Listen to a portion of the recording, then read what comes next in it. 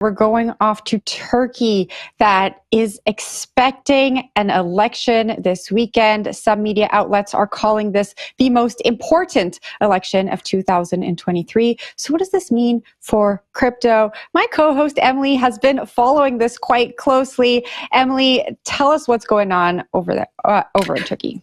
Sure. So the question is, why are we talking about Turkey on the show? One, as you said, this is pretty widely seen as a very important election, perhaps the most important election of 2023. And also, Turkey is one of the most important crypto markets in the world. So Turkey has an estimated 8 million crypto users. The real number might actually be higher because I don't know if that number takes account of all the overseas exchanges. So Turkey is a major crypto market. And the reason why crypto is relevant to the election is because this election is in many ways a referendum on the Turkish economy. And, basically it's a referendum on the ruling party, on Erdogan, who has been in power for some 20 years. And, it's a very close election, surprisingly close. I was in Turkey last year, and people were already talking about this election and talking about, what a big deal it was. And so basically, Turkey, in so many ways, if you look at the economy and if you look at the economic issues that are sort of driving the election, Turkey is in some ways an ideal use case for crypto because one of the main problems is inflation. So here we have Turkey's official inflation data, somewhere around 45%. Independent analysts will put the number at significantly higher than that, but you have very high inflation, and you also have a lack of trust in the lira. So when I was in Turkey, it just was a very different conversation from what we're having in the United States, for example, because I met people who were actually using Bitcoin as a store of value. They had greater trust in crypto than in their national currency. And I think that's a really important part of this story. So now really you have, people who are very frustrated with cost of living, with inflation. Obviously, there are other reasons as well. Turkey also had a devastating earthquake in which over 50,000 people died, and there's many people were upset with the government's management of that earthquake. But I think, the economic issues and the reason why people are being drawn to crypto, these are all parts of the conversation right now. Can you tell us a little bit more about the sentiment around crypto in Turkey? Because I know last year we heard a lot about crackdowns on Turkish exchanges. And so it may be surprising for some people to hear that so many people are still using it, still have access to crypto in Turkey. Great question. Here's the thing about Turkey that I think a lot of people don't know.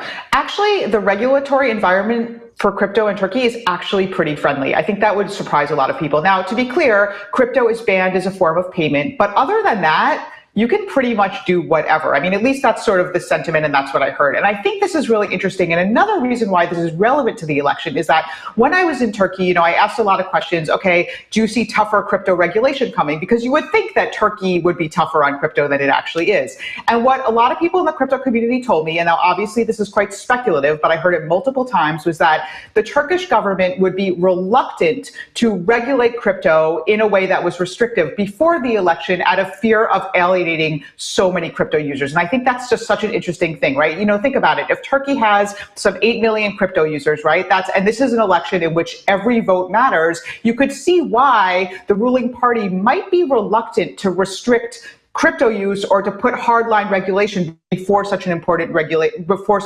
election. So there was sort of this idea that Turkey was being allowed to thrive in part because it was so important to the population. Because, as I wrote in my article, some people see Bitcoin as almost like a savior. I mean, this is their refuge from a very volatile national currency. So I think that's a really interesting point. Obviously, it's speculative, but it's still worth thinking about. What are people on the ground, what are Turkish citizens expecting to happen from this election?